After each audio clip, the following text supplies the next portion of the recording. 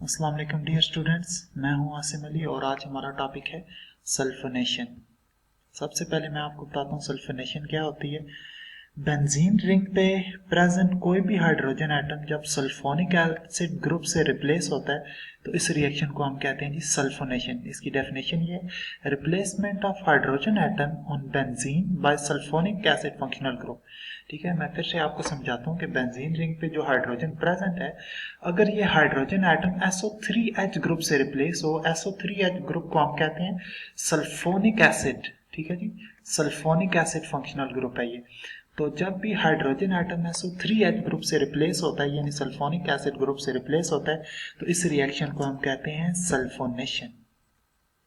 Sulphuric acid के molecules आपस में रिएक्ट करके SO3 जनरेट करते हैं। SO3 उसके साथ हाइड्रोनियम आयन और बाइसल्फेट आयन प्रोड्यूस होता है। ये SO3 जो है यहाँ इलेक्ट्रोफाइल के तौर पे एक्ट करेगी। ठीक है, तो SO3 जो है सल्फ्यूरिक एसिड की प्रेजेंस में 25 डिग्री पे बेंजीन रिंग से रिएक्ट करती है और हाइड्रोजन एटम जो है वो SO3H ग्रुप यानी सल्फोनिक एसिड ग्रुप से रिप्लेस हो जाता है। तो इस रिएक्शन को हम फिर सल्फोनेशन कहते हैं। अब सल्फर यहाँ पे इलेक्ट्रॉन डेफिशिएंट है, उसकी रीजन ये है क्योंकि ये 3 हाईली इलेक्ट्रोनेगेटिव ऑक्सीजन एटम्स के साथ अटैच है। ठीक है, तो ऑक्सीजन एटम इलेक्ट्रॉन डेंसिटी अपनी तरफ अट्रैक्ट कर रहे हैं, तो सल्फर इस वजह से इलेक्ट्रॉन डेफिशिएंट हो जाता है, इस पे पार्शियल पॉजिटिव चार्ज आएगा। ठीक है, तो सल्फर इलेक्ट्रॉन डेफिशिएंट हो गया। ये सल्फर जो है SO3 का, ये सल्फर बेंजीन के पाई इलेक्ट्रॉन्स को फिर अट्रैक्ट करेगा। तो बेंजीन के पाई इलेक्ट्रॉन को ये सल्फर अट्रैक्ट करेगा, तो सल्फर का बेंजीन के पाई इलेक्ट्रॉन को जब ये अट्रैक्ट करेगा तो इसका बेंजीन के साथ केमिकल बॉन्ड बन जाएगा। अब इसका केमिकल बॉन्ड बेंजीन के साथ किस तरह बनता है ये आप जरा ध्यान से समझें।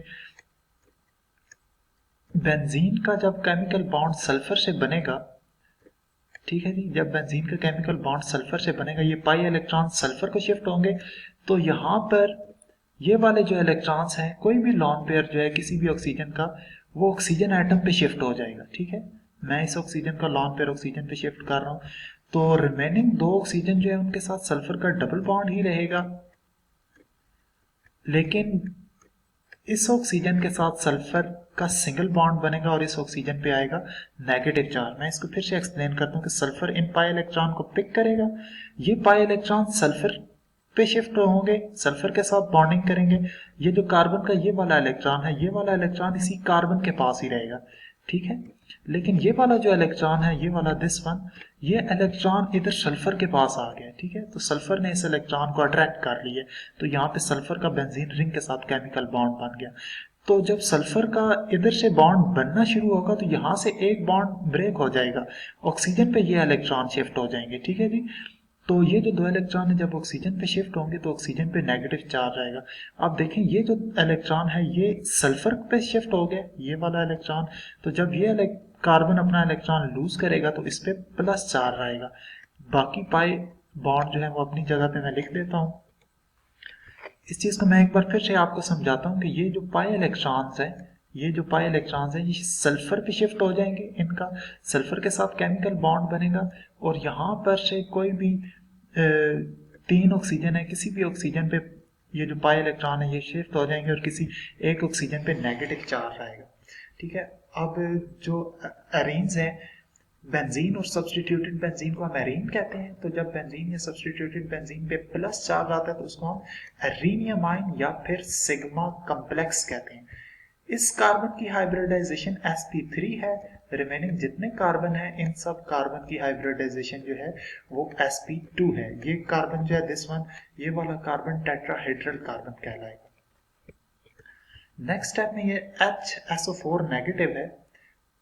मैंने आपको बताया था जब इलेक्ट्रोफाइल जनरेट हुआ है SO3 पहले स्टेप में ये SO3 जो है ये बेंजीन रिंग से रिएक्ट करेगा और दूसरे स्टेप में ये HSO4 नेगेटिव जो है ये बेंजीन रिंग के साथ रिएक्ट करेगा।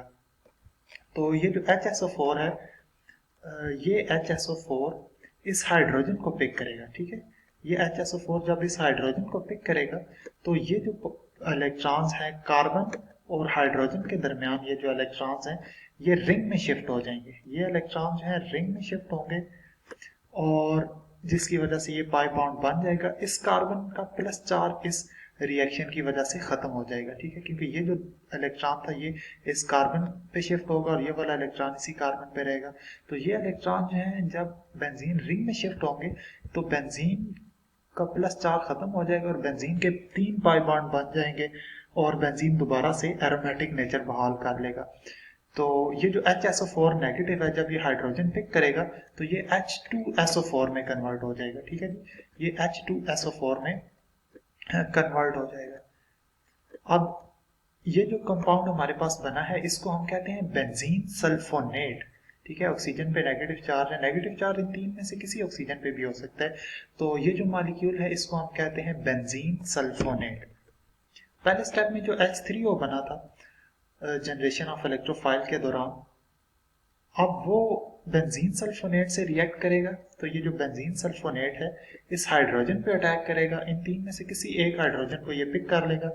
ये जो इलेक्ट्रॉन है जो हाइड्रोजन और ऑक्सीजन के दरमियान कोवेलेंट बॉन्ड बना रहे हैं ये ऑक्सीजन पे शिफ्ट होंगे, यानी कि ये वाला बॉन्ड ब्रेक हो जाएगा, यहाँ से दोनों इलेक्ट्रॉन ऑक्सीजन पे शिफ्ट होंगे तो ऑक्सीजन का प्लस चार्ज खत्म होगा और यहाँ पे वाटर बनेगा। और ये जो हाइड्रोजन है ये हाइड्रोजन ये एस ऑक्सीजन के साथ अटैच हो जाएगा, ठीक है, ये हाइड्रोजन इस ऑक्सीजन के साथ अटैच हो जाएगा। यानी कि इसको मैं यहाँ पे लिखता हूँ कि जो बेंजीन रिंग है इस हाइड्रोजन को अब बेंजीन सल्फोनेट का जो ऑक्सीजन एटम था उसने पिक कर लिया, तो ये इस ऑक्सीजन के साथ ये हाइड्रोजन एटम जो है वो अटैच हो जाएगा, ठीक है जी। यहाँ पे ये बेंजीन सल्फोनेट जो है ये बेंजीन सल्फोनिक एसिड में इस तरह कन्वर्ट हो जाएगा, ठीक है। ये देखें, इसको मैं एक बार फिर से आपको समझाता हूँ कि ये जो नेगेटिव चार्ज है ये हाइड्रोजन पे अटैक करेगा और यहाँ पे जो यहाँ पे जो दो इलेक्ट्रॉन्स हैं ये ऑक्सीजन पे शिफ्ट होंगे, ये वाला बॉन्ड खत्म हो जाएगा और H2O बनेगा, ऑक्सीजन पे पॉजिटिव चार्ज खत्म हो जाएगा और ये हाइड्रोजन जो है इस ऑक्सीजन के साथ अटैच होगा, जिसकी वजह से ये जो कंपाउंड है इसको हम कहेंगे बेंजीन सल्फोनिक एसिड कहते हैं और अराइल सल्फोनिक एसिड भी इसको हम कहते हैं, ठीक है। अब इसमें देखें पहला स्टेप जो है वो एंडोथर्मिक है।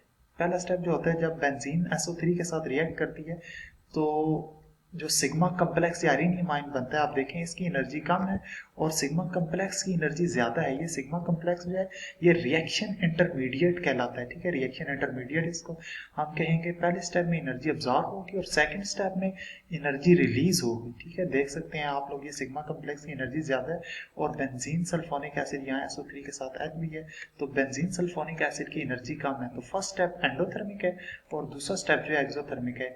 ये रिएक्टेंट की एनर्जी है और यहाँ पे आप प्रोडक्ट की एनर्जी देखें लिखी हुई है, ठीक है, ये प्रोडक्ट की एनर्जी लेवल है और ये रिएक्टेंट का एनर्जी लेवल है। अब जो प्रोडक्ट है उसकी एनर्जी रिएक्टेंट से कम है, इस वजह से ये एक्सोथर्मिक रिएक्शन है। फर्स्ट स्टेप इसमें एंडोथर्मिक है, सेकंड स्टेप एक्सोथर्मिक है, लेकिन ओवरऑल ये रिएक्शन एक्सोथर्मिक है। उसकी रीजन ये है क्योंकि रिएक्टेंट की एनर्जी ज्यादा है, प्रोडक्ट की एनर्जी कम है, रिएक्टेंट ने एनर्जी रिलीज की है, लूज की है, जिसकी वजह से प्रोडक्ट जो बना है उसकी एनर्जी कम है। इस वजह से ये रिएक्शन हम कहेंगे कि ये रिएक्शन एक्सोथर्मिक रिएक्शन है। अच्छा, अगर आप बेंजीन सल्फोनिक एसिड को बेंजीन में कन्वर्ट करना चाहें तो स्टीम के साथ इस बेंजीन सल्फोनिक एसिड को हम हीट करेंगे तो ये SO3H जो है ये हाइड्रोजन से रिप्लेस हो जाएगा। इस प्रोसेस को हम कहते हैं desulphonation. It happens when benzene sulphonic acid is heated with steam, ठीक है जी। जब ये H2O स्टीम की फॉर्म में होगा और बेंजीन सल्फोनिक एसिड स्टीम के साथ हाई टेम्परेचर पे रिएक्ट करेगी तो SO3H ग्रुप जो है हाइड्रोजन में कन्वर्ट हो जाएगा। तो जब SO3H ग्रुप यहाँ से रिमूव होगा तो इस रिएक्शन को हम कहेंगे डीसल्फोनेशन।